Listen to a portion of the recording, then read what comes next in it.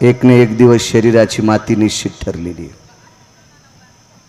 काहींना गर्व असेल माझ्या शरीराची माती होणार नाही, याबद्दल गर्व करणे हे मूर्खपणाचं टोक असेल. या विश्वामध्ये जन्माला आलेल्या प्रत्येक जीवाला एके दिवशी इहलोकातली यात्रा सोडायची, आणि ज्या दिवशी इहलोकातली यात्रा सोडावं लागत असते त्या दिवशी शरीराचं आणि आत्म्याचं कनेक्शन वेगळं होत असतं, त्याची माळ तुटत असते. म्हणून मंगळवेढ्याच्या मालकांनी एक वाक्य वापरलंय, तुटला आयुष्याचा दोरा,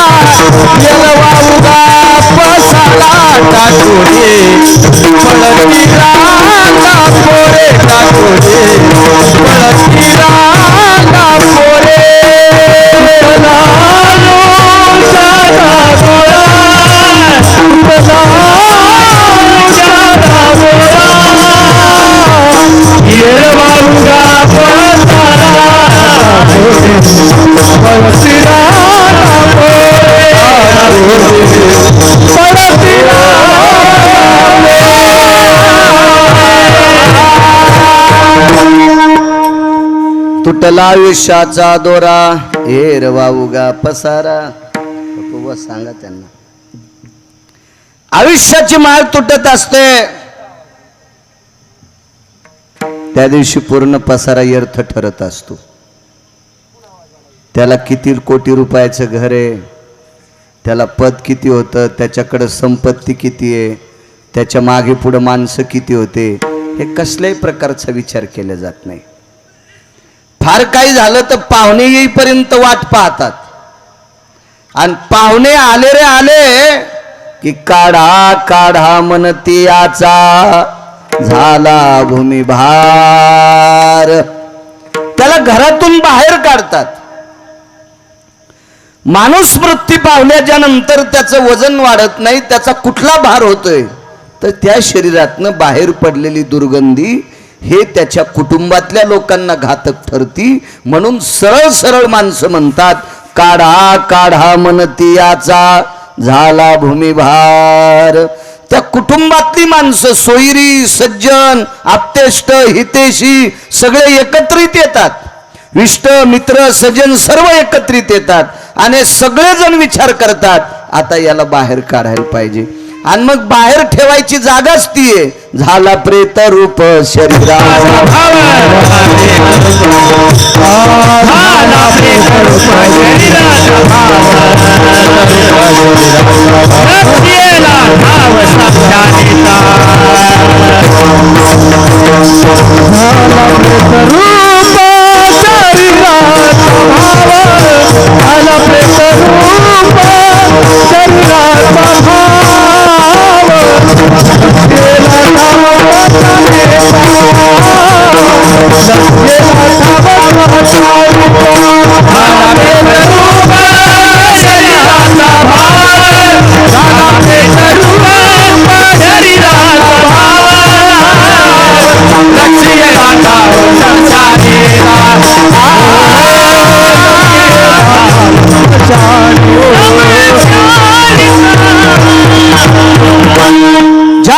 आयुष्याची माळ तुटत असते त्याची जागा आरक्षित असते, त्याला मशानभूमी म्हणतात. लक्ष्यला ठाव स्मशानीचा, आणि मशानात नेलं रे नेलं की अंत्यविधी आहे. या पवित्र देशात 3 प्रकारचे अंत्यविधी आहेत. महाराष्ट्राच्या मातीमध्ये प्रचलित अंत्यविधी 2 आहेत, एक दफनविधी आहे, एक दहनविधी आहे. काही ठिकाणी मातीमध्ये पुरतात, अजून एक अंत्यविधी पेटवतात. आणि याच पवित्र देशात वेदानुमते, शास्त्रानुमते, पुराणानुमते, ऋषी मुनी योगी जपी तपी अनुरागी यांच्या मते या पवित्र भारत देशात एक तिसरा अंत्यविधी आहे. ज्या विस्तृत अशा मोठ्या गंगा असतात त्याच्यात प्रेताला सोडून देतात, त्याला सदावृत्त नावाचा विधी म्हणतात. मग बाकी लोकांचे कसे अंत्यविधी आहेत ते आपल्याला काय गरज आहे? घरच्याचा विटन शेजाऱ्याचा बांगणीट. बाकीच्या देशावर आपल्याला काय गरज आहे? त्यांचं वाईट नकोय, चांगलं नकोय, आपल्या इथले कुर्त बघायचं असते. हे 3 प्रकारचे अंत्यविधी आहेत. पाण्यात टाकलं तरी मातीचे विघटन आहे, मातीत टाकलं तरी मातीचे, आणि विस्तवात टाकलं तरी माती आहे. मग ज्या वेळेला या व्यक्तीला मशानात नेत असतात त्याची ती प्रक्रिया म्हणजे अंत्यविधी. मग ती अंत्यविधी झाल्याच्या नंतर दुसऱ्या दिवशी जर जाऊन बघितलं तर मातीत टाकलं तरी त्या शरीराची माती व्हायला सुरुवात होत असते. पाण्यात टाकलं तरी ते कीटक त्याला भक्षण करत असतात, त्याचंही विघटन मातीत होऊन जातं. आणि विस्तवात टाकल्याच्या नंतर तर बघायचंच काम नाही, त्याची मातीच आहे, मातीच आहे. मग तो भला किती मोठा असू द्या, शरीराची माती ठरलेली आहे. सज्जनांनो, माझ्या वाचनात अशी काही ठराविक लोक आले. रावणाला गाव सोन्याचं होतं, मशानभूमी मातोड्याची होती. रावण श्रीमंत होता. मी दुपारी सुद्धा कीर्तनात सांगितलं, खांडेकर फार श्रीमंत रावण. रावणाच्या घराची एक चौकट इकल्यावर 35 बारे आमदार होता येत होतो. माझ्या काय गोळ्या संपल्या नाही, काय नाही. मी काय रावणाच्या नगरीतला सरपंचही नव्हतो, पण मला वाचायचा नाद आहे. 22.5 क्विंटलाची एक चौकट गुणिले 7 कोटी, हे त्याच्या चौकटीचं सोनं सांगतोय.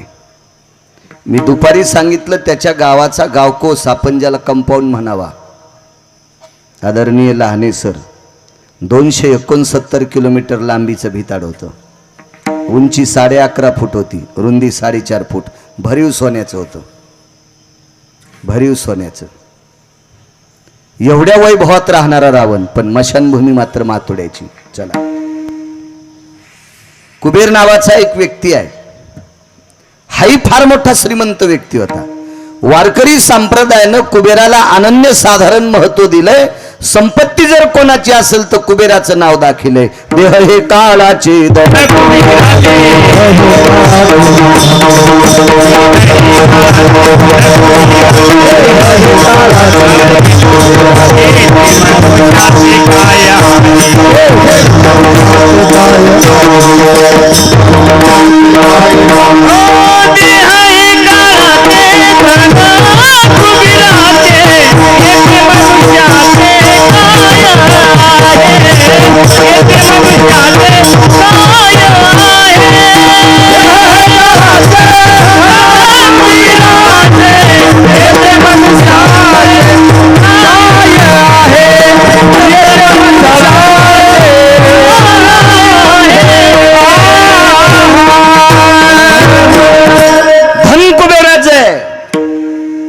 एवढा मोठा कुबेर श्रीमंत.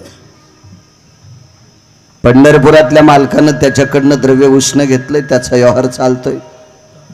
एवढा कुबेर श्रीमंत. त्या कुबेराला गाव सोन्याचे, मशानभूमी मात्र मातोड्याची आहे. कुबेराला गाव सोन्याचं, मशानभूमी मातोड्याची.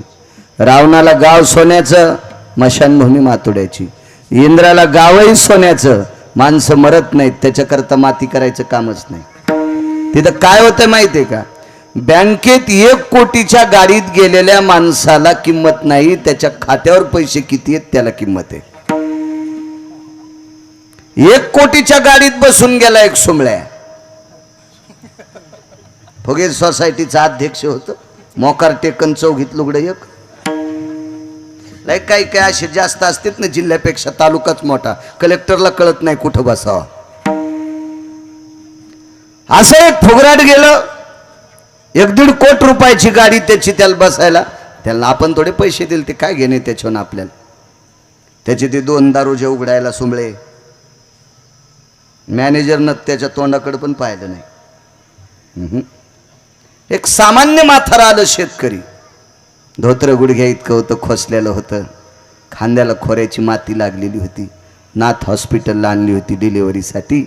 सांगितलं 50,000 पाहिजे. मॅनेजरनं उठून जाग्यावरच अंगठा घेतला, त्याला 50,000 देऊन टाकले. 1-1.5 कोटीच्या गाडीत आलेलं. म्हणलं मॅनेजर साहेब तुम्हाला कळतं का काय झालं? सामान्य माणूस आहे शेतकरी, त्याचं धोतर फाटकं होतं, त्याला 50,000 रुपये तुम्ही जाग्यावर दिले. 49 देत असते, 1,000 तुमच्या खात्यावरले दिले. हो, कशा करता दिले? धरणात जमीन गेल्यावर त्यांनी आमच्या बँकेत ठेवली होती, याजा सगळं 32 कोटी झालेली आहे. त्याचे कपडे असू द्या साधे, पण 32 कोटी आमच्या बँकेत त्याचे जमा आहेत. तुम्ही 1.5 कोटीच्या गाडीत आलोत, पण पेनल्टी लागू खातं 0 झाले. वरच्या लोकांना, इंद्राच्या लोकांना तिथं मरण नाही, मरण आहे पण माती तिथं नाही. तो का म्हणे जाती पुण्यक्षया धोगती. पुण्य संपलं की बोंबलत खाली फेकून देते. बँकेत बॅलन्स आहे तोपर्यंत किंमत, बॅलन्स संपलं तू किती मोठा अरे राव तुरे राव, ते तिकडच घोडे नाचव, तुला इकडे किंमत नाही. तसं इंद्राचं गाव सोन्याचं, भूमी सोन्याची, माणसं मरत नाहीत, खाली फेकून देते. एकच व्यक्ती होता ज्याला गावही सोन्याचं होतं, ज्याला मसनवाटा पण सोन्याचा होता. त्याच्यासारखं भजन द्वापारयुगात कोणीच केलं नाही. त्या व्यक्तीचं नाव होतं सुदामदेव. फार भजन केलं, इतकं भजन केलं, इतकं भजन केलं, इतकं भजन केलं. त्या भजन केल्याची दया, दया हा शब्द सोडून द्या, एवढं भजन केलं. भजन या शब्दाचा अर्थ चांगलं बोलणे. बरं, भजन या शब्दाचा अर्थ गोड बोलणे. भजन या शब्दाचा अर्थ दुसऱ्याला चांगलं सांगणे. भजन या शब्दाचा अर्थ दुसऱ्याला चांगला मार्ग दाखवणे. याचं नाव भजन आहे. 25 एकर जमीन बापान कमिली. म्हातारं थकलं. थकलेल्या म्हाताऱ्याला एकुलतं एक पोट्ट होतं, सांभाळीत नव्हतं. त्या म्हाताऱ्याचा मित्र जरा भारदस्त होता, वजनदार होता, मोठा होता, नावाजलेला होता. भजन कशाला म्हणते सांगतोय. त्या मुलाकडे गेला आणि सांगितलं, बाळा तुझ्या बापानं मी खांद्याला खांदा लावून काम केले रे. ठीक आहे, माझं नशीब मोठं होतं, मी मोठा झालो, पण तुझ्या वडिलांना 1.5 एकर जमिनीची 25 एकर जमीन तुझ्यासाठी केली. आज ती 25-30 लाख रुपये एकरनं जमीन विकती. 25 एकरची प्रॉपर्टी तुला कमवून ठेवली रे. अरे एकुलता एक हेस रे, काय लागतं म्हातारपणी मायबापाला? सांभाळणं त्यांना.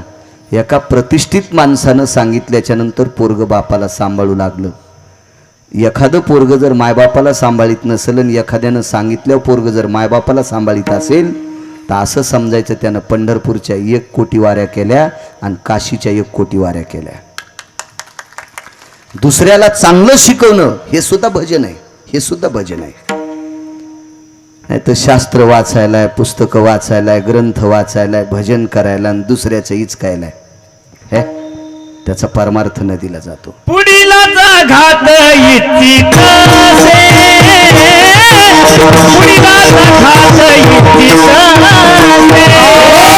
पुढीलाचा घात इतकी कसे, घात इतकी कसे, जेणे नाही केले आपुले सोयीचा, नाही केले आपुले सोयीचा,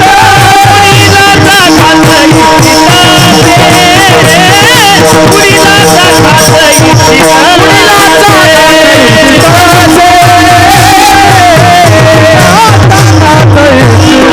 घात इतकी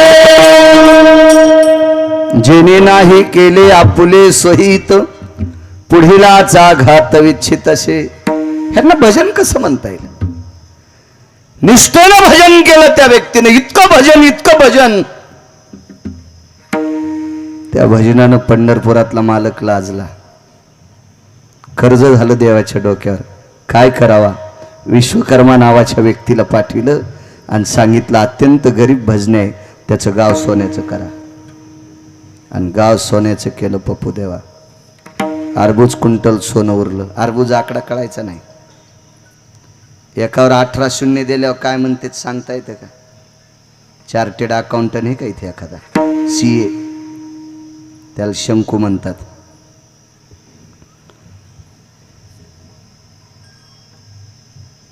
एकावर 27 शून्य दिल्यावर 7वी पास आहे फक्त मी. एकावर 31 शून्य दिल्यावर 7वी पास आहे मी फक्त. इथून सुरुवात आहे आपली. काही काही 2-4च पुस्तकं पाठ करतेत आणि भलता बडी मार सांगत येत. अरे मुठभर कळडीन साऱ्या भारतात पेरायला लागतो. विठाला विठाला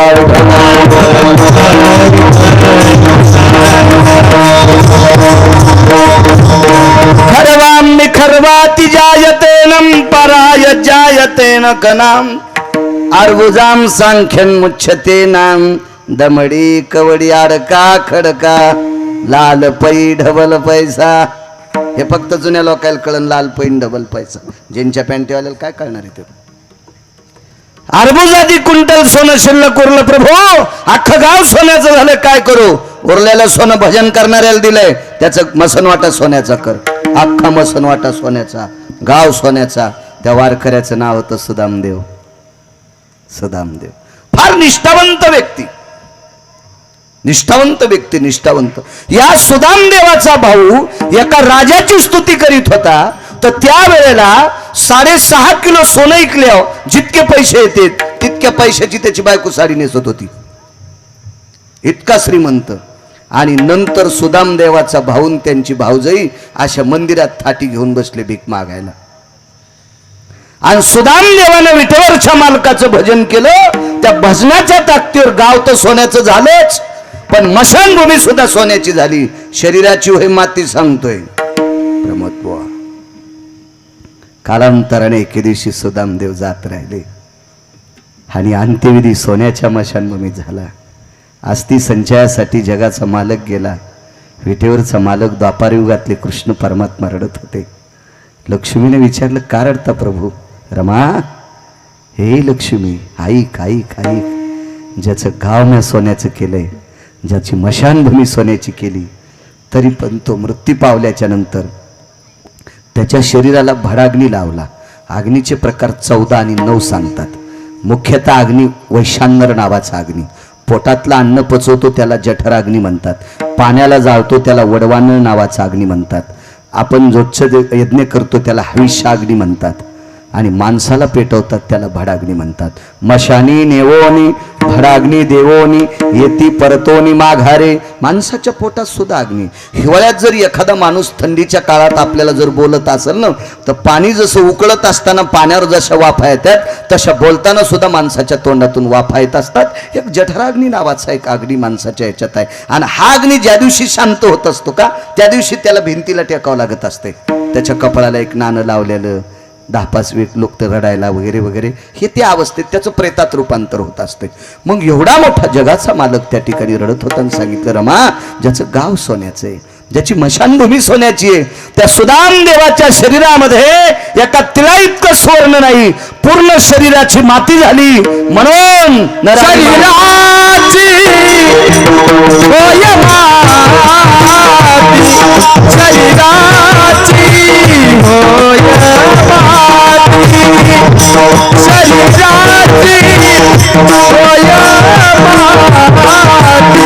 माती, शरीराची होय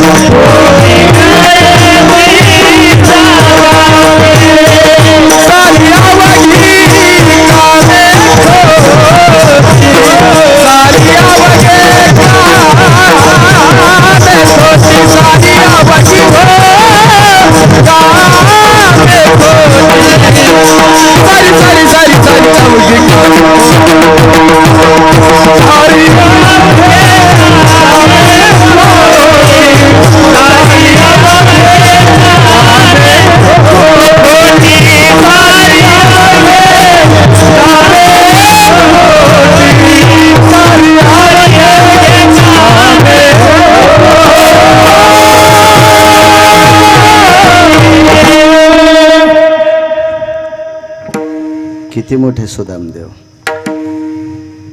गावही सोन्याचं आणि मशानभूमी सुद्धा सोन्याची. त्या व्यक्तीच्या शरीराची माती होती. सज्जनो, आपली काय कथा आहे. त्रेतायुगातला एक प्रसंग होता. एका व्यक्तीला 4 पुत्र होते. 4. कशा करता ऐकायचं माहिती आहे का? किती जरी महाराज लोकांनी ओरडून सांगितलं तरी माणसं मरणं बंद होणार नाही. पण याच्याकरता ऐकायचं, आपल्या घरातली कोणी व्यक्ती गेल्याच्या नंतर ज्याला दुःख होतंय का, ते दुःख शमन करण्यासाठी मोठ्यांचं चरित्र ऐकायचं असतंय. ज्या या शिंदे परिवारातली एक नाविन्यपूर्ण व्यक्ती जात राहिली आणि जी त्या कुटुंबावर तो दुःखाचा डोंगर कोसळला असेल. एक कर्तव्यनिष्ठ व्यक्ती जाती त्यावेळेला घरातल्या लोकांना एक आघात पोचत असतो. त्यांना एक जशी डोक्यावर असलेलं छत्र असते, त्या छत्रीच्या 2-3 काड्या उडून जावा, ती छत्री कोमेजून जाती, कुरमडून जाती, ती बरोबरशी सावली देत नाही. ती तशी अवस्था घरातली एखादी प्रतिष्ठित व्यक्ती गेल्यावर होत असते. मग अशी व्यक्ती गेल्याच्या नंतर एखाद्या व्यक्तीच्या अंतःकरणात ती दुःख असते. ते दुःख कधी विसरायचं असतं माहिती आहे का? आपल्यापेक्षा फार मोठी व्यक्ती गेली ना, मग आपण शमन करायचं. किती मोठे सुदामदेव, वैकुंठवासी.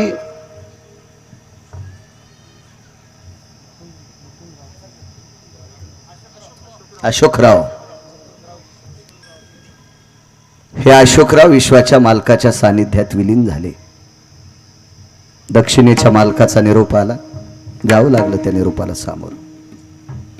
उपजल्या पिंडा मरण सांगाते, आया सो एक दिन आना पडेगा, किराये का घर तो खाली करना ही पडेगा. देहा हा पाचाचा आणीला उसना, शेखी ज्याची त्याला देणे लागे. येथे नाही उरू आले अवतार, येरते पामर जीव किती. इथं भल्या भल्यांना जावं लागले. तुमची आमची काय कथा. या अनुषंगाने वैकुंठवासी, स्वर्गीय कैलासवासी, सत्यलोकवासी अशोकराव मुकुंदराव शिंदे विश्वाच्या मालकाच्या सानिध्यात विलीन झाले. त्यांच्या पश्चात या शिंदे परिवाराने त्यांच्या आठवणीला उजाळा द्यावा, त्यांच्या स्मृतीला उजाळा द्यावा. आपण काय करू शकतो? तुम्ही दुनियाच्या कुठल्याही प्रकारच्या जरी कथावत केल्या, काही जरी प्रयत्न केले, तर आता हे अशोकराव चित्राच्या व्यतिरिक्त बघायला भेटत नाहीत. कापुराचा कलेवर घातला करंडा, शेखी नवरे उंडा पाहावया. आळंदीतल्या मालकांचं वाक्य. कापुराचा कलेवर तयार केला, कलेवर म्हणजे शरीर तयार केलं आणि त्याला अग्नी लावला.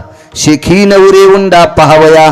आळंदीतले मालक एका ठिकाणी नमूद करतात, लवणाची कुंजरी सुदलिया लवण सागरी. लवण म्हणजे मीठ, कुंजरी म्हणजे हत्ती. मिठाची हत्तीन तयार केली आणि धुण्यासाठी नदीला नेली. ती वापस येते का पुन्हा? ती मीठ होऊन पाणी होऊन नदीत विलीन होत असते.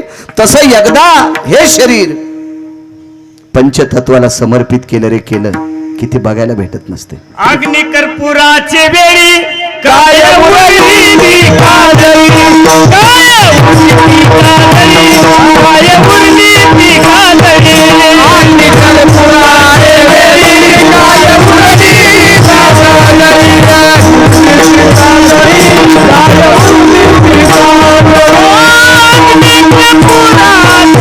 उरली ती काजळी. अग्नी कर्पुराचे वेळी, अग्नी कर्पुराचे वेळी काय उरली ती काजळी, काय उरली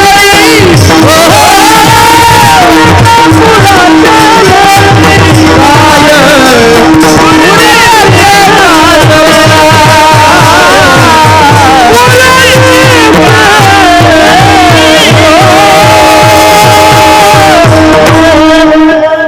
अग्नी कर्पुराचे मेळी काय उरली किंवा कोण उरली ती काजळी.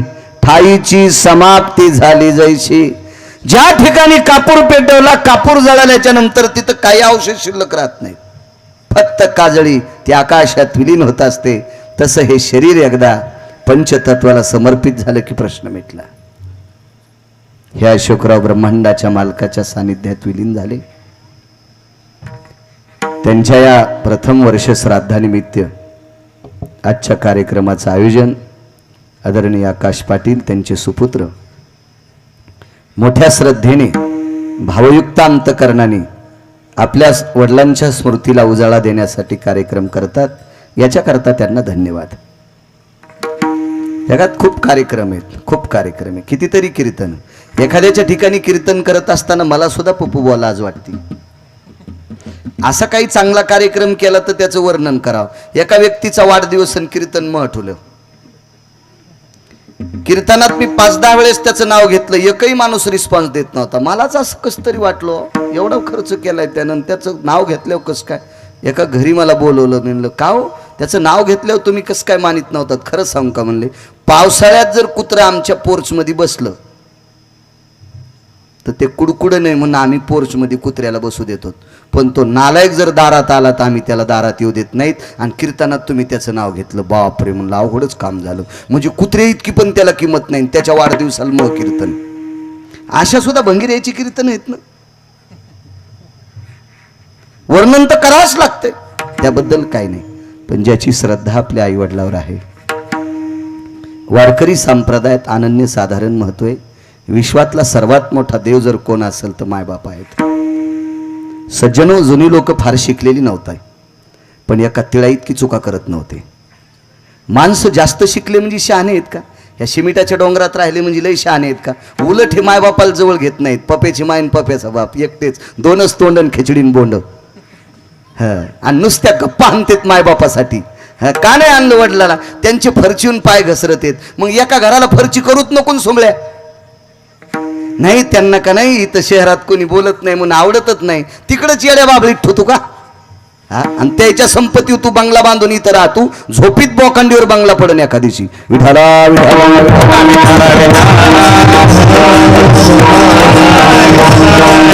एखाद्या घरी गेलं ना, त्याचं कोट्यावधी रुपयाचं घर असू द्या, पाहिल्याबरोबर त्या घराच्या भिंती पाहिल्यावर लक्षात येते या घरात मायबापाला किंमत नाही.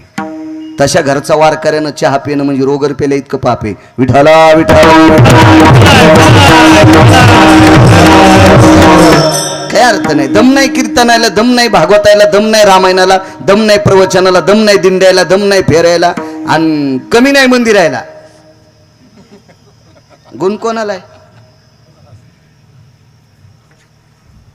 आणि माणसं मेले मग व्हॉट्सअपवर टाकतील, आमचे आदरणीय बाबा गेले. तू झाला पाहिजे आता साधी बाबा, तू ह्या कदरच मेलेत, तू झाला पाहिजे. काय सांगतो नुसता शहाणपणा, लागलीच लक्षात येत असता. हो, जगातला सर्वात मोठा देव कोण असेल तर आपले मायबाप आहेत. जुनी लोक शिकलेली नव्हती, पण एक मत आहे, जो मायबापाचा होऊ शकत नाही तो जगातला कोणाचाच होऊ शकत नाही. जिने 9 महिने पोटात सांभाळले, ती आईसाठी जर त्याचं अंतकरण जर पाकळत नसेल तर जगातल्या बाईला माय म्हणत असेल, तिने अपेक्षा तरी कशाला करायची त्याच्याकडून. सर्वात मोठा देव कोणता असेल तर आपले आई वडील आहेत. इथं बसलेल्या टिकल्यावाल्याला सांगतो, सगळ्या लावतात म्हणून टिकल्यावाल्या म्हणतो, कुंकू कशाला म्हणू तुम्हाला. तुमचा सर्वात मोठा देव कोण असेल तर तुमचा पती आहे. बाईनं नवऱ्याचं दर्शन घ्यायचं, महाराष्ट्रातल्या एकाही महाराजाच्या पाया पडायचं नाही. जी बाई नवऱ्याच्या पाया पडत नाही ती महाराजाच्या पाया पडत असेल ते महाराजही पापी. तिच्या डोक्यातलं पाप याच्या पायातून याच्या अंगात घुसन आणि ह्यो जळून जाईल. काय अर्थ नाही. बाईचा सगळ्यात मोठा देव आपला पती आहे.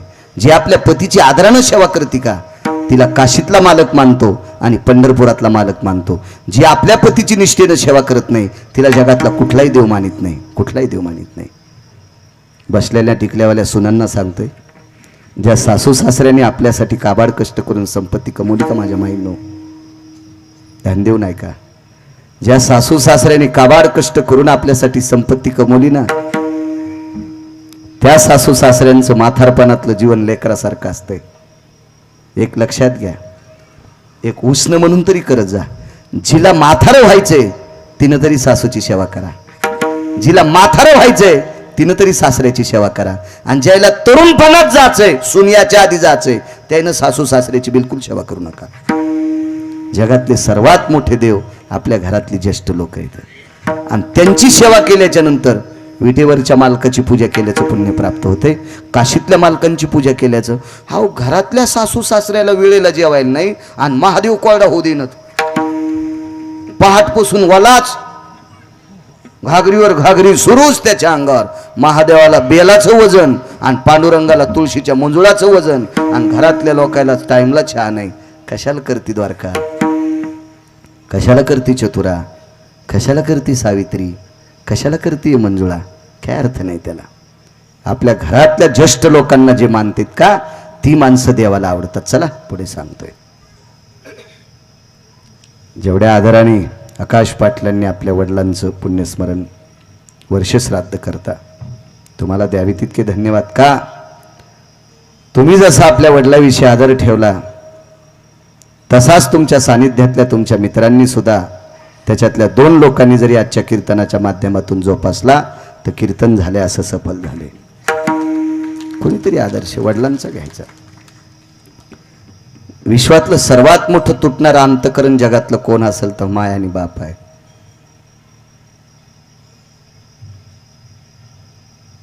मला ती कविता पूर्णसा येत नाही कारण इकडचे जास्त पुरावे पाठ आहेत, त्याच्यामुळे मला कविता काही मी पाठ करतही नाही. इकडेच जास्त पुरावे पाठ आहेत. वात्सल्यास्ति तेषु जायम, वात्सल्या तिथेषु जायम, यस्सगर्भेषु भयस्थितः व्याप्तिं हृदयस्तु जायते यत मृधिरास्तिं दुग्धानां भयो. माय कोणाला म्हणतात, कोणाला म्हणतात? कोणी केली बाळा दुधाची उत्पत्ती आणि वाढवी श्रीपती सवे दोन्ही. आईच्या पोटात जसं बाळ वाढतंय तसं तिच्या वक्षस्थळात दूध वाढते. हे दूध शरीरातल्या कुठल्याही घटकाचं तयार होत नसून तिच्या अशुद्धाचं म्हणजे रक्ताचं तयार होत असतं. आपल्या रक्ताचं दूध करून आपल्या बाळाला जी पाजित असते फार मोठं चित्त असते तिचं. आईच्या बाबतीत वर्णन करत असताना घार विंडे आकाशी ऐशी कळवळ्याची याती, ऐशी कळवळ्याची याती, ऐशी कळवळ्याची जाती जाती, ऐशी कळवळ्याची जाती.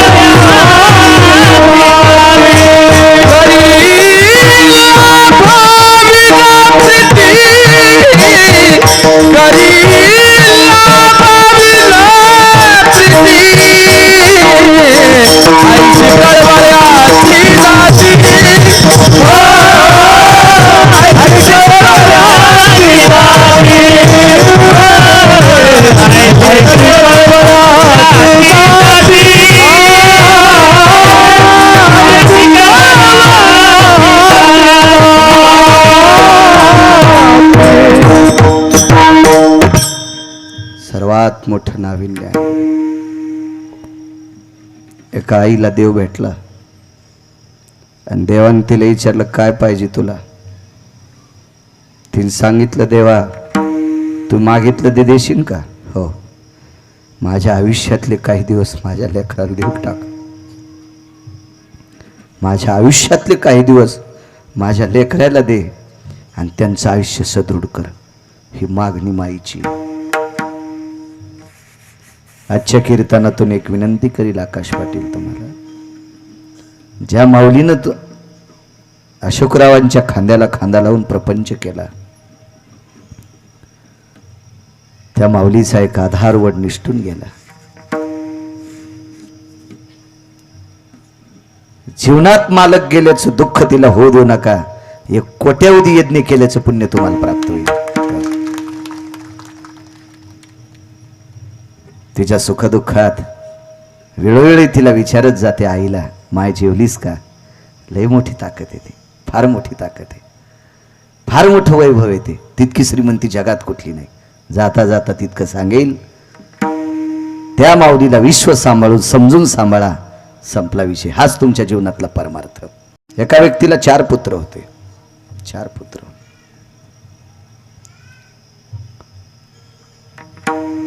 किती मोठे पुत्र लक्षात घ्या. बपुदेवराव किती मोठे पुत्र. एक पुत्र जगाचा बाप, एक पुत्र सृष्टी त्याच्या डोक्यावर आहे शेष. जगाचा बाप प्रभू रामचंद्र, एक भरत आणि शत्रुघ्न, वैराग्याचं टोक. 4 पुत्र राजा दशरथाला. प्रभू रामचंद्र, लक्ष्मण, सीताई साहेब वनवासाला गेल्या. बाई शहाणी होती. 703 पत्न्या होत्या राजा दशरथाला. आतापर्यंत मोठमोठे सुरुंग जर पेटले असतील, मी तुमच्यावर आरोप करतोय असं नाही माझ्या माहितीनं, पण कधी कधी काड्या लावायची कामं कमी करी जा. विश्व ज्याच्या दाब्यात आहे त्याला जगाचा बाप म्हणतात. असा पुत्र जिच्या पदरात असताना विश्वाचा बाप ज्याच्या पोटी जन्माला येतोय, अशा नवऱ्याच्या नावानं कुंकू लावणारी कैकई हिने एक चुकीचं वर्तन केल्यामुळे जगाच्या बापाला 14 वर्ष 27 दिवस बिना चपलाचं फिरावं लागले. ही तुमच्यातल्या एका बाईने केलेली चूक आहे. तुम्ही फार मोठे आहात. या पवित्र भारत देशामध्ये वारकरी संप्रदायानं पुरुषापेक्षा सगळ्यात जास्त उंची कोणाला दिली असेल तर तुम्हाला दिली. ज्या घरी कुलस्त्रिया, राज्य, राणी व संपत्ती. या देशाची सात्विक आणि सदाचारी संपत्ती कोण असाल तर या देशातल्या तुम्ही आहात. म्हणून तुम्ही चुका करता कामा नये. दुसरा एक मुद्दा सांगतो. पुरुष हा किती विवेक संपन्न असू द्या, बाप हा फार काय झालं तर 10-20% मुलाला वेळ देऊ शकतो. जास्त वेळ जर कोणी देत असेल या पवित्र देशात मुलांसाठी तर आई देत असते. म्हणून आईनं चुका करता कामा नये. नाही चूक करायची. कैकेयीच्या चुकीनं रामायण घडलं. कितीतरी पुरावे सांगता येतील. एक बाई म्हणली, महाराज तुम्ही सतत आमच्यावर बोलता, माणसं चुका करत नाहीत का? करतेत बाई, त्याच्या चुकानं फक्त संपत्तीचा ऱ्हास होतोय. माणसानं केलेल्या चुकीनं फक्त संपत्ती मातीत जाऊ शकते. ते बाहेर बोंबलत फिरते काय डोंगर पालते करीत असेल, पण घरात चूक तुझी होती आणि तुझ्या चुकीमुळं संस्कृती मातीत जात असती. याच्याकरता स्त्रीनं चुका करता कामा नये. विठाला विठाला.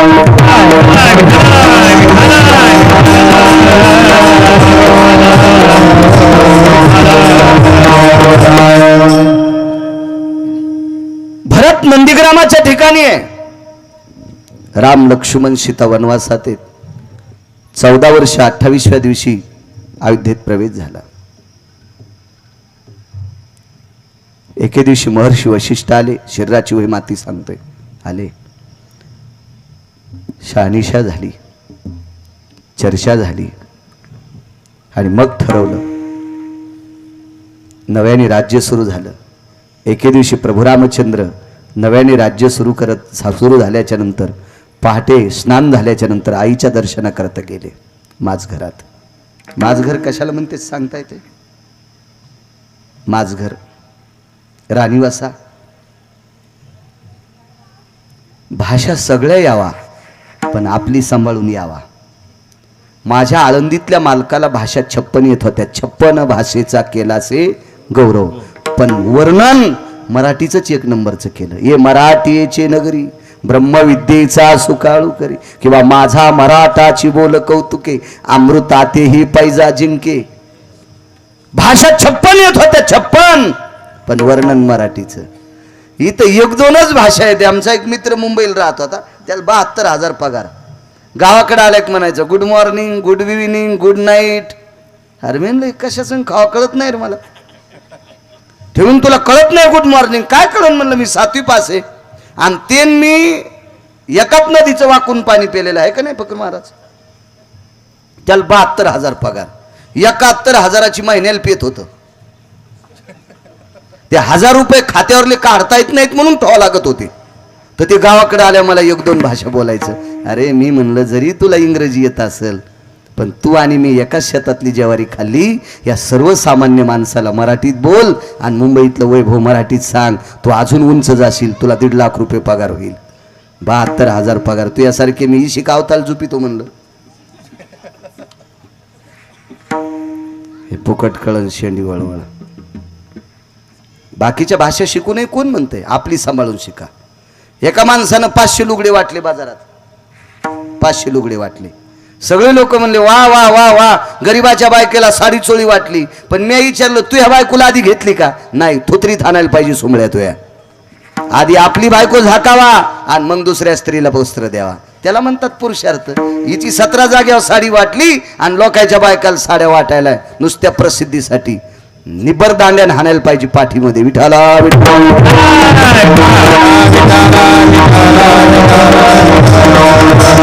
आपलं सांभाळायचं आणि मग बैल कोणाला द्यावा. गजूबाईचे वडील शेती करीत असते. आपली पेरणी झाल्यावर दुसऱ्याला द्यावा का नाही, का आपली पेरायच्या आधी दुसऱ्याला द्यावा आणि तोवर गेलं वाळून मग का पेरीता पत्राव द्यावा. पहिलं दुसऱ्याला उसने द्यावा, तसेच द्यावा. 8 दिवस आणा कडब्या सगळं आमचंच न्या, पण आपली पेरणी झाल्यावर द्यावा. महाराज आपलं सांभाळून द्यायचं, आपलं जतन करायचं. मग परत आले. आईला देवघरात पाहिलं, माझघरात पाहिलं, राणीवशात पाहिलं, पाकगृहात पाहिलं. आता हे शब्द नाही राहिले. पाकगृहाला नाव आले किचन.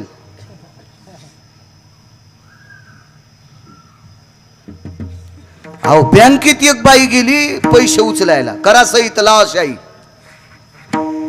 अंगठ्याला शाही लावली ना अंगठा दिला, ती म्हणली महाराज हे आमचं किचन पाहणं. अरे मी म्हणलो तू तर 10% इंग्रजी बोलायली, तिथं तर सही करता येईन तुला. हा काय होतं पाकगृह म्हणलं तर ओरिजिनल शब्द चुलीत घातले. माय शब्दात ताकद किती सांगू तुम्हाला. 500 एकर जमीन होती एका बाईला. 500 एकर. किती बायका असतील तिच्या इथं कामाला, धुण्याला, भांड्याला, सड्याला, सारवणाला, सगळ्या गोष्टीला बायका. पण दारात एक उपाशी भिकारी आला. माय माय भूक लागली. एकादशी होती त्या बाईला. त्या बाईनं सांगितलं दादा आज एकादशीचा आमच्या इथं स्वयंपाक नाही, पण तुझी भूक भागवण्याचं काम करते. भैमुगाच्या शेंगा आणि गुळाचा खडा देऊन टाकला. ताकद कशाची होती. माय शब्दात. हे जर भिकारी म्हणला असता खांडेकर मम्मी, तिथं ना शेतातला गडी बनवून याला लाल केला असतं. माय शब्दात ती ताकद आहे महाराज. माय शब्दात इतकी मोठी ताकद आहे. मी नाही म्हणत तुम्हाला गावंढळ शब्दात बोला असं नाही, आणि माय म्हणणं गावंढळ शब्द आहे. आणि मम्मी म्हणणं लय टोकाचं. काही काही माणसं इतके येडगळ त्या पोराला कडाला घेऊन चल आपली मम्मी भूर गेली, तू का त्याची. त्याला अक्कल कोणती आहे, तू त्याची मम्मी म्हणाला का तू ही ललो नको आपली मम्मी भूल गेली. कोणाची सुमळ्या. मर्यादा असली पाहिजे. एव्हा माणसाकडे किती श्रीमंती असावं, धोत्राव इन नाही करावं. कुत्रे भुकत असते धोत्रावर इन कशी करता येईल, आहे का नाही. मर्यादा असलं पाहिजे. एका बाईची तर 5 क्विंटल सोनं आहे. मंगळसूत्र किती वजनाचं घालावा. सोनं 5 क्विंटल आहे तिच्या इथं. काय आमच्या बापाचं जात आहे. 7 क्विंटल आहे तिच्या इथे सोनं. काय मला पैसे गेले का माझे. किती मंगळसूत्र घालावं. 50 ग्रॅमचं. तिनं भोगीच्या दिवशी 4.5 किलोचं मंगळसूत्र घातलं. वजनानंच सक्रातीच्या दिवशी मेली. अख्ख्या भावकीची सक्रात गायब गेली ना, वजनानंच मेली ना. मर्यादा असली पाहिजे. मर्यादा. ह्या मिठाशिवाय कुठलाही पदार्थ खावा वाटत नाही, गोड सोडून. पण मीठ जर शिल्लक झालं तरी तो पदार्थ खावा वाटत नाही. मर्यादा असली पाहिजे. मर्यादा आपलं सांभाळायचं. चला माझ घरात गेले. आई बघितल्या नाहीत. समोरची एक पडवी होती आणि पडवीमध्ये एक लाल कपड्यात एक गाडगं बांधलेलं होतं. शरीराची वय माती सांगतोय. आणि त्या गाडग्याला, त्या मडक्याला कौशल्या मातेने नमस्कार केला. प्रभू रामचंद्राने बघितलं.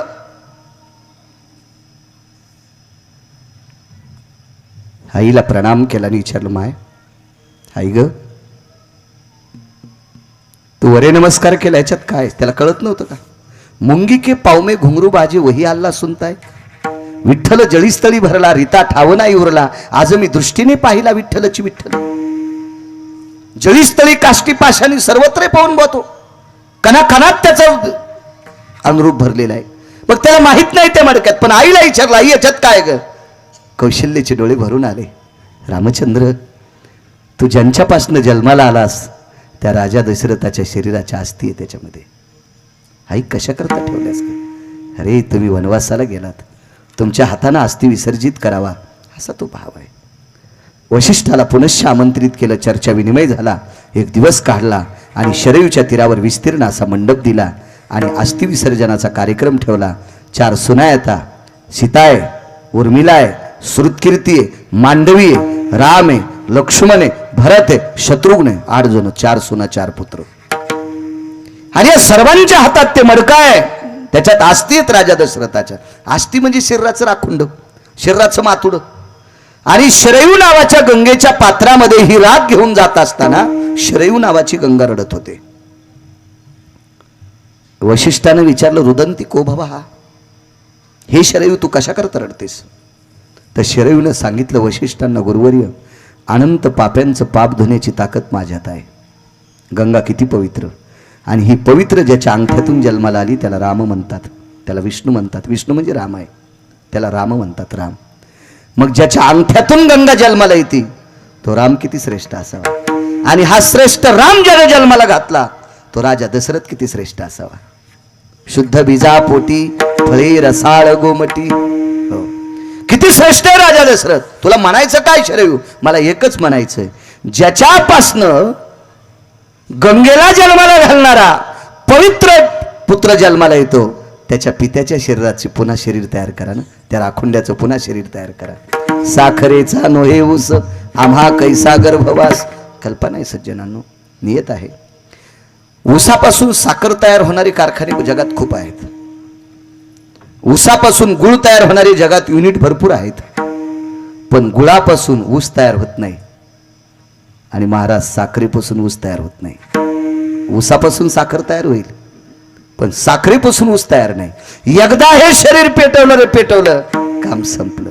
ताकद किती मोठी सांगू तुम्हाला, जाऊ द्या. वशिष्ठाला सांगूनही राजा दशरथाच्या राखुंड्याचं शरीर पुन्हा तयार करता आलं नाही. घरात अधिकार किती मोठा होता बघा. प्रभू रामचंद्र ज्या दिवशी वनवासाला चालले त्या दिवशी उर्मिलेनं स्वयंपाक केला. तो स्वयंपाक म्हणजे भाताचा होता. पहाटे पहाटे लवकर देवानं काहीतरी भात खाऊन जावा म्हणून तिनं भात शिजवला होता. 4-2 पुस्तकं शिकलेली किती मानतील काय मानित नाहीत आपल्याला त्याच्याशी काही घेणं नाही. पण आपण तुकोबराय सांगते ते मानायचं. पहावे पुराणी विचारोनी. हे 2-4 पुस्तकं शिकलेले ते याच्या मायबापाला मानित नाहीत, ते तुम्हाला कसे मानतील? ह्या भाकड कथा आम्हाला मान्य नाहीत. नको मानू, तुला काय आवडतं ते आवड ना. तुला काय पटतंय ते बघ, तुझं तू ठरव तुला काय आवडतंय ते. तुला नसेल आवडत मानील तो देईल काही, आणि न मानील तो नेईल काही. एवढा ढेकूळ जर मातीचा समुद्रात टाकला तर समुद्र कधीही गडूळ होत नसतोय. 2-4 या धर्मातून बाजूला पडले म्हणजे त्यांच्यामुळे धर्म बुडत नसतो. आणि 4-2 याच्या शिल्लक जरी झाले तरी धर्म शिखायला जात नसतो. धर्म उंच नेणारा काशीतला आणि पंढरपुरातला मालक आहे. आपण फक्त 2 टायमाच्या भाकरीची काळजी करी जा. विठाला विठाला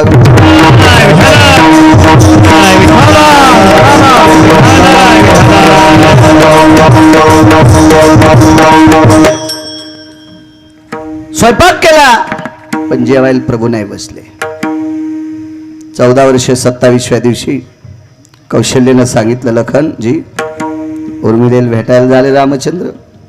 भगवान राम प्रभू आणि लक्ष्मण आणि सीताई साहेब, भरत, शत्रुघ्न, श्रुतकीर्ती, मांडवी हे सगळेच जण उर्मिलेच्या घरी गेले. पण ताट तीनच लावलेली होती. एक ताट लक्ष्मणजीला होतं, एक ताट रामचंद्राला होतं आणि एक ताट सीतेला होतं. वनवासाला तिघांनी जेवून जावा म्हणून 14 वर्ष 27 दिवसापूर्वी तिनं भात शिजवला होता. मी काय तिथं नव्हतो पण पुराण सांगते. तर प्रभू रामचंद्र परत आल्याच्या नंतर पात्रावरची झाकणं काढल्याच्या नंतर भातातून अग्नी येत होता. याचा अर्थ अग्नी तिच्या मुठीत होता. 14 वर्ष 27 दिवस अग्नी मुठीत ठेवायची ताकद जिच्यात आहे तिला उर्मिला म्हणतात. आणि ही उर्मिला राजा दशरथाची सून होती. स्वयंपाक करतो लहाने सर त्या अग्नीला वैशानर नावाचा अग्नी म्हणतात. हे सगळे अग्नी ज्याच्यापासून जन्माला आले त्याला वैशानर नावाचा अग्नी म्हणतात. सर्व अग्नीचा बाप 14ची 14, 9 किंवा 14 दोन प्रमाण आलेत. एका ठिकाणी 9 आणि एका ठिकाणी 14. तुम्हाला जे ठरवायचं ते ठरवा. 9 किंवा 14 या सर्व अग्नीचा पिता महाराज वैशानर नावाचा अग्नी. मग वैशानर नावाचा अग्नी ज्याच्या सुनेनं 14 वर्ष 28 दिवस मुठीत धरला. 28व्या दिवशी जेवायला बसले. 14 वर्ष 28 दिवस मुठीत धरला. ही ज्याच्या सुनात ताकद होती तरी पण अग्नीनं सासरा जाळलाच. तरी पण दशरथ राजाला अग्नीनं जाळलंच. वाटेल ते प्रयत्न केला पण राखुंड्याचा दशरथ झाला नाही. म्हणून पहिल्या कडव्यात म्हणतात,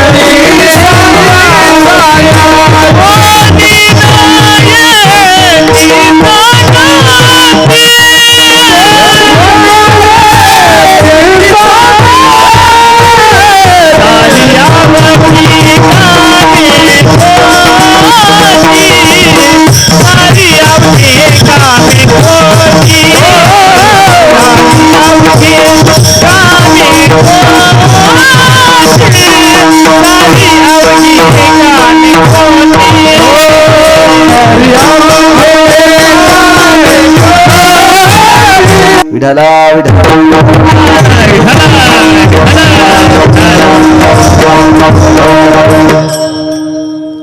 अजून एक पुरावा मांडतो. द्वापार युगामध्ये एका स्त्रीची वर्णी आली. तिचं नाव होतं गांधारी. अनन्य साधारण महत्व आहे गांधारीचं. द्रौपदी असेल, गांधारी असेल, त्रेतायुगामध्ये शबरी असेल, एका राक्षसाची पत्नी चंद्रसेना असेल, एका राक्षसाची पत्नी मंदोदरी असेल, एका राक्षसाची पत्नी सुलोचना असेल, अशा ठराविक या पवित्र देशामध्ये फार अधिकार तत्वावर आरूढ असणाऱ्या मावल्या आता. तुम्ही किती मोठे आहात सांगू का? इथं बसलेले कितीतरी लोक गिरगाव करायला एका सेकंदात विकत घेतील. इतके श्रीमंत माझ्या पुढे बसलेत, तरी पण तुम्ही 1-1.5 तासाकरता बसलेत. तुम्हाला खिळून ठेवण्याची जर मला बुद्धी दिली असेल तर मी सुद्धा एका स्त्रीच्या पोटी जन्माला आलोय. या देशातले नाविन्यपूर्ण अधिकारी कुठलंही क्षेत्र असू द्या, क्षेत्र शैक्षणिक असू द्या, क्षेत्र व्यापार असू द्या, क्षेत्र राजकीय असू द्या, आध्यात्मिक असू द्या, माझा शेतकरी राजा असू द्या, तुम्हाला प्रसवणारी या विश्वातली स्त्री आहे. असं एक अनन्य साधारण महत्व असणारं द्वापार युगामध्ये गांधारी नावाची स्त्री आहे. फार अधिकारी होती.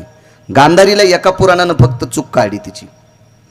कारण गांधारीच्या मालकाला दिसत नव्हतं म्हणून तिने डोळ्याला पट्टी बांधली. सगळ्या पुराणांना तिला वर्णन केलं. वा गांधारी, काय गांधारी आहे. गांधारीच्या पतीला दिसत नव्हतं याच्याकरता तिने डोळ्याला पट्टी बांधली. पण एक पुराण 5 पुराणांना म्हणलं तुम्हाला अक्कल नाही. मी नाही म्हणालो, पुराण म्हणतंय तुम्हाला अक्कल नाही, तुम्हाला डोकं नाही, तुम्ही कस काय गांधारीचं वर्णन करता. अरे मालकाला दिसत नाही याच्याकरता जग पाहू नये म्हणून तिने डोळ्याला पट्टी बांधली. ऐका म्हणे, मालकाला दिसत नव्हतं म्हणून हिनं डोळ्याला पट्टी बांधायला नव्हती पाहिजे का? हिच्या मुलाईनं नालायकपणा केलेला हिनं बघायला पाहिजे होता. हिच्या 100 कार्ट्यांनी नालायकपणा केलेला हिनं बघायला पाहिजे होता. आणि पोट्टे चुकीचं वागायलेत म्हणून नवऱ्याच्या कानात सांगायला पाहिजे होतं. गांधारीच्या पोटी गांधारीच्या पोटी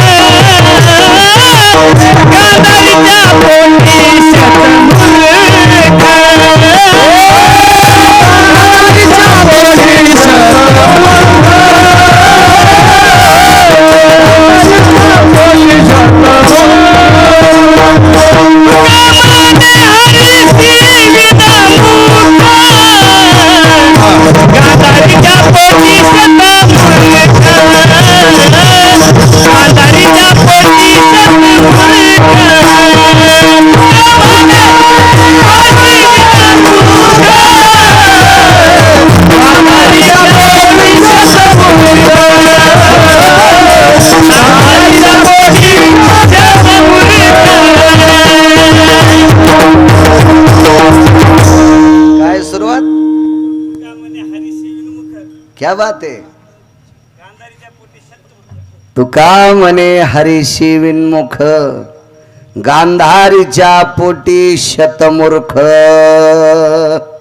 100 कार्टे खराब वस्तू पुसायच्या पण कामाची नाही, इतके घाणेरडे चिंतकाड. मग यांनी केलेला नालायकपणा पतीला सांगून तो दुरुस्त करण्याऐवजी हिनही डोळे झाकून निमटपणे पोरायचा मूर्खपणा सहन केला. म्हणून एक पुराण गांधारीच्या विरोधात केलं. प्रारब्धाची गती, तिचा तरी काय दोष होता. यानं केलेलं मागच्या 14व्या जन्मातलं पाप होतं धृतराष्ट्राचं. ते असो, फार अधिकारी गांधारी. या गांधारीच्या जीवनात एक दुःख प्राप्त झालं. दुर्योधन मृत्यू पावला.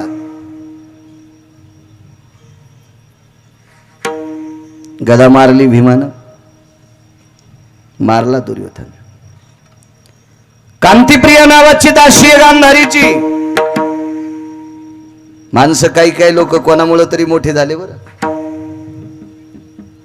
गांधारी मोठी केली लहाने सर कांतीप्रियानं. सीतेला 6 महिने 26 दिवस आनंद दिला त्रिजटेनं.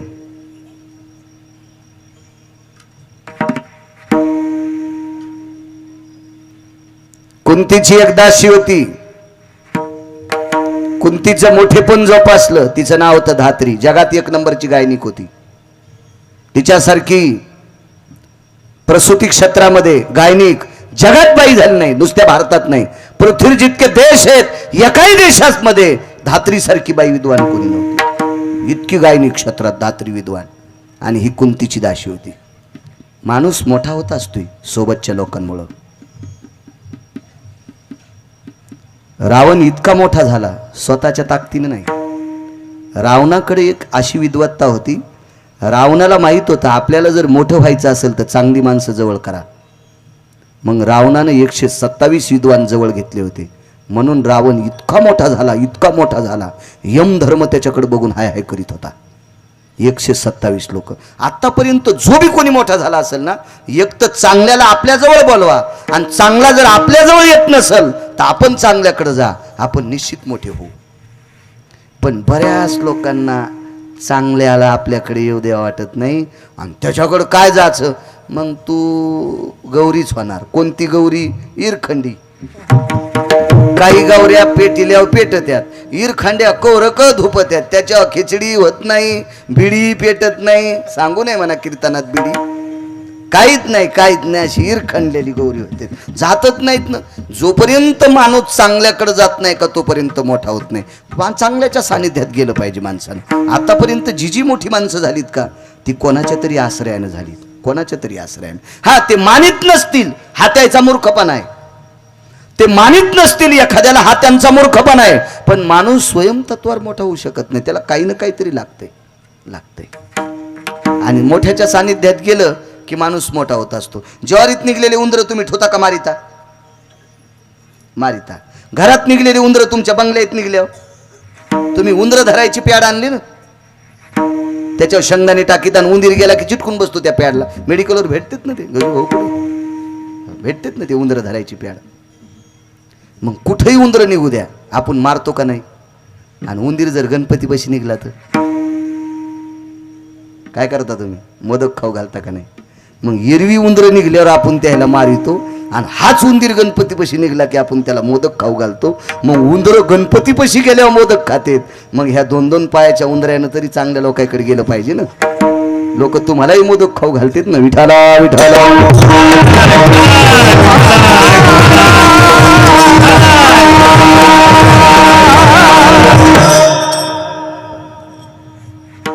मृत्यू पावला दुर्योधन. कांतीप्रियेनं सांगितलं, रडी नाही बाई, कारण तिला ब्रह्मज्ञान होतं कांतीप्रियेला. आणि रोज ब्रह्मज्ञानाची पवाडे कांतीप्रिय आपल्या मालकिनीला सांगत होती. तिचं नाव होतं गांधारी. राख सावडायचा कार्यक्रम होता. निघाले सगळे राखेला. गांधारी मशानभूमीत गेली, आणि मशानभूमीत गेल्याच्या नंतर ती दुर्योधनाची राख सावडण्याऐवजी विस्तू पाहत होती शिल्लक आहे का. कारण तिला अग्नीला शाप द्यायचा होता. माझ्या मुलाचं 75% शरीर वज्राचं आहे, तो जाळलंच कसं? अग्नी जर तिला शाबूत भेटला असता तर मृत्यूलोकातलं अस्तित्व कायमचं अग्नीचं संपलं असतं. इतकी ताकद गांधारीत होती, तिची देवावरी सत्ता. अहो, हिनं शाप दिल्यावर पंढरपुरातले मालकाचे 56 कोटी यादव दारू पिऊन मेले. इतकी गांधारी पावरबाज होती. शाप दिला पंढरपुरातल्या मालकाला. एक सोडून दिलं, मी दुपारी सांगितलं कीर्तनात. 56 कोटी यादव मैरेक नावाची मदिरा पिऊन मरते. इतकी बाईची ताकद मोठी. तुमच्यातली बाई होती ती एक. म्हणून तंबाखू खात जाऊ नका.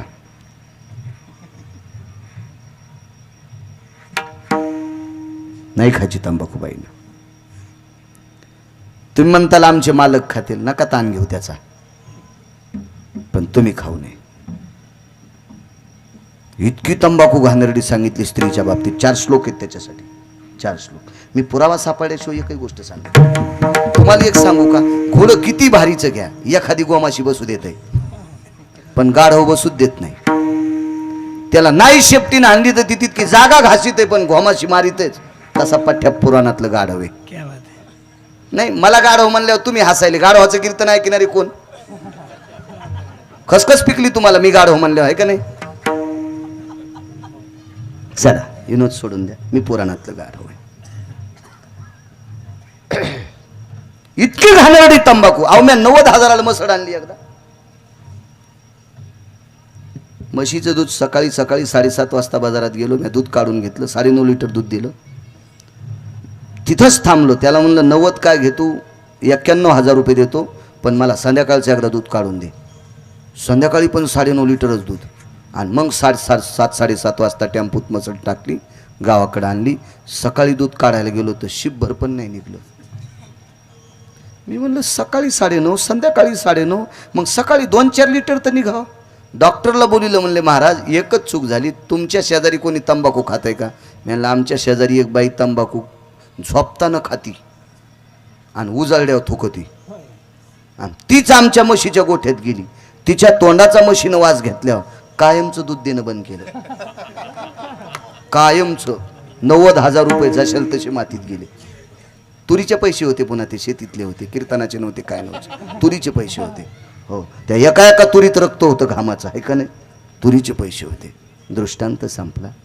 एवढी मोठी विशाल काय मसड जर तंबाखू खाणाऱ्या बाईच्या तोंडाचा वास घेतल्यावर ती दुधाचा पाना चोरून घेते, तर 2-4 महिन्याचं छोटंसं लेकरू आपला नातू, तुम्ही तोंडात तंबाखू घेऊन त्याच्या गालाला जर तोंड लावला तर त्याचं काय होईल याचा विचार करा ना. बुडेल ते घर तिने पापे, बुडेल ते घर तिने पापे, बुडेल ते घर तिने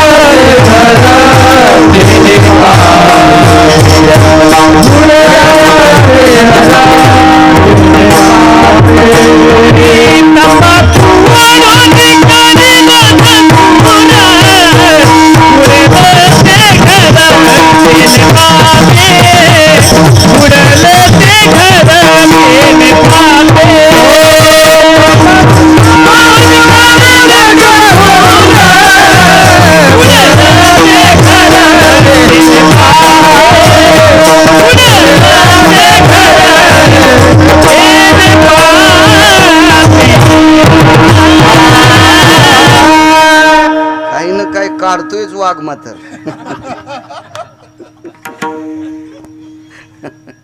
काय सुरुवात? तंबाखू ओढून काढिलो जो धूर, हं. बुडिले तर घर तेने पापे, तंबाखू ओढून काढील जो धूर, बुडेले ते घर तेने पापे. बुडेल ते घर तेने पापे.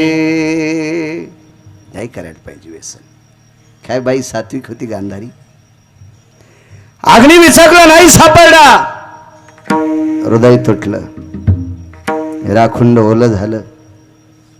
राखुंड्याचा गोळा केला, गोळा डाव्या हातावर घेतला, त्याला आकार देत देत देत देत त्याची बाहुली तयार केली, त्याचा पुतळा तयार केला राखुंड्याचा.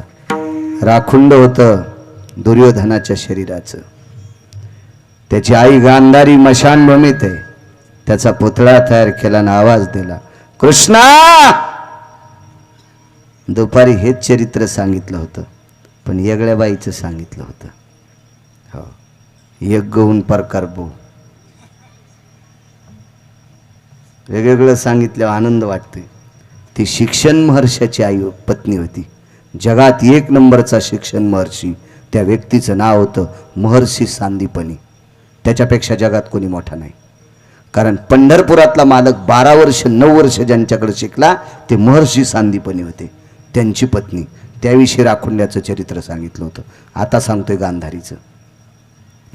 गांधारीला दुर्योधनाचा पुतळा तयार केला, राखुंड्याचा. आवाज दिला, कन्हैया. याला माहित होतं बाई अधिकारी आहे. याला म्हणजे कोणाला? पंढरपुरातल्या मालकाला. धावतच आले. जी आत्याबाई, कारण कुंती आत्या होती. मग कुंतीची जाऊ गांधारी, आपल्या आत्याची जाऊ, तिला सुद्धा आत्या. जी आत्याबाई, जी शब्द वापरला. अहो, ज्याने प्रॉपर्टी कमिली त्याची प्रॉपर्टी गावरान तुपात बुडून खाते, तरी सासऱ्यानं आवाज दिल्यावर जी म्हणत नाही. आणि देव गांधारीला जी म्हणतोय, जी आत्याबाई, जी जी. कृष्णा, हे बोलो, माझ्या 100 कार्ट्यांनी पांडवायला त्रास दिलाय. एक काम करतोस का? 100ला 100 मारलेस रे. भगवान म्हणले, आता एक बोलू का? मसन वाट्यात लोक ऐकायले तर मी नाही मारले. पांडवाने मारले. पांडवानं मारले नाही, तुझ्याच भावानं मारले. कौरव कोणी मारले माहिती तुम्हाला? सख्या मामानं. सख्या मामानं. सख्या मामानं घरावर तुळशीपत्र ठुलं शकुन्यानं. शकुन्या म्हणतो मी त्याला. त्याचा पाहुणा आहे का अहमदपूरमध्ये? मग काय भीती नाही. नालायक होता शकुनी. बहिणीचे 100 कारटे सख्या मामानं मारले. रावणाला प्रभू रामचंद्रानं मारलं नाही, आरोप करू नका. रावणाला मारुतीरायनं मारलं नाही, आरोप करू नका. रावणाला त्याच्या सख्या एका भावानं मारलं, त्याच्या सख्या बहिणीनं मारलं आणि त्याच्या एका झोपाळू भावाच्या चुकीने मेला. ती तुटलेल्या नाकाची बहीण लई शहाणी होती त्याची. दादा मला एक वहिनी आण. आणि 80,000 बायका होत्या त्याला पाहिल्या. त्या काय कमी होत्या का? खंडीवर पेंडी. आणि तरी ह्या तुटलेल्या नाकाची न रानातली बाई आणायला लावली. यानंच मेला रावण, यानंच मेला. आणि दुसरं एक कारण आहे, त्याचा सख्खा भाऊ बिभीषण. तो बाजूला गेल्यामुळं यमधर्माला विचारलं, सांगा किती राम जन्माला आल्यावर मी मरत होतो. यमधर्मानं सांगितलं 1 कोटी राम जरी असते तरी तू मरत नव्हता. मग मेलो कस काय? तुझ्या भाऊ आणि बहीण चुकीचं वागले याच्याकरता तू मेलास. केवढा मोठा रावण. रावणाकडे 127 विद्वान होते. 127. या टपराच्या इमानात तर कोणी बसायले, कुत्रे पण बसायले. आमचा मित्र मागच्या 2 महिन्यापूर्वी मलेशियाहून आला. ते मलेशियात गेलं तर कोणत्याची मेवणी होती तिथं काय माहीत. असेल कोणी पाहुणा रावणा त्याचा साडू गिडू कोणी. मलेशियाला गेलं आणि येताना कुत्रं घेऊन आलं. कुत्र्याचं पिलू 2.25 लाख रुपयाचं पिलू आणलं त्यानं. ते का चलत थोडं चालू पिलू, ते बी तिकीट काढून इमानात आलं. कुत्रे बसायले त्या टपराच्या इमानात. काय ते अन्नमान धनी होतो प्रारब्ध आधीन. कोणी बसते याच्यामध्ये? मला बऱ्याच वेळेस बसायचा योग आला. त्याच्यात लगेच सांगते, कृपया यात्रीगण ध्यान दीजिए, मौसम बहुत खराब है, अपनी अपनी पेटी बांध लो. अरे बाप रे म्हणलो, मौसम खराब आहे आणि वरी अरे खाली खराब असल्यावर गाडी कडीला घेता येईल, हे कुठं कडीला लाव. म्हणलं मेला रे बाळ्या, इमान पडलं की समुद्रात कन्न कन माशा खात्यात रे तुझ्या.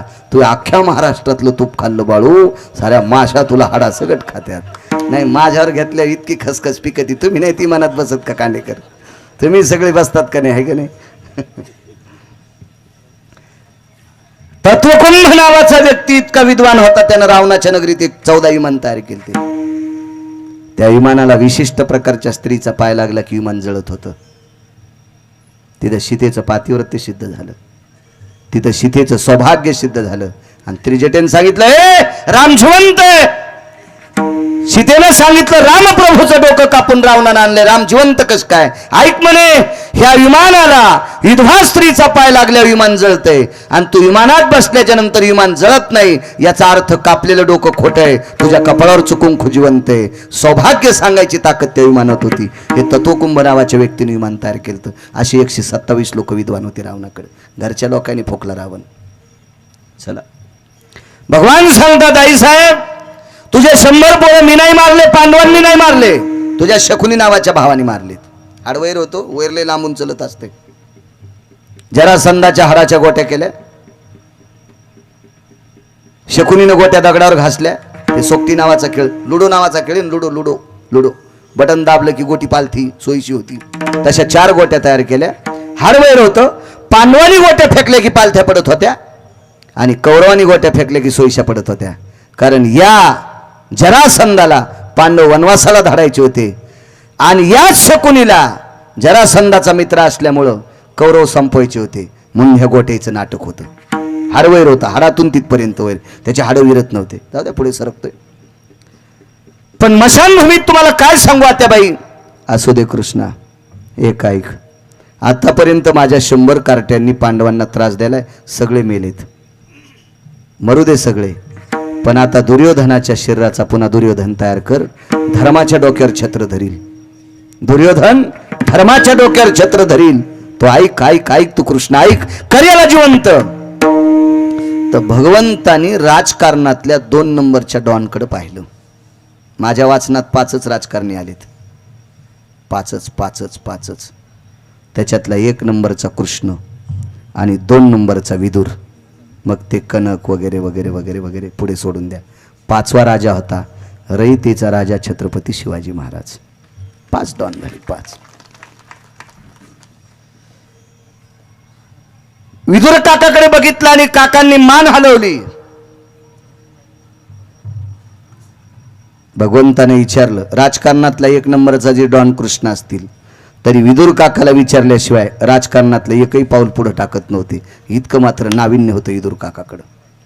विचारलं का जिवंत नकोय? ऐका, हा दुर्योधन जिवंत असताना, मोठी भाऊजाई आई समान असताना, आई समान भाऊजाईला ज्यानं नालायकपणा अंतकरणात ठेवून मांडीवर बसिलं, हा हरामखोर आहे दुर्योधन.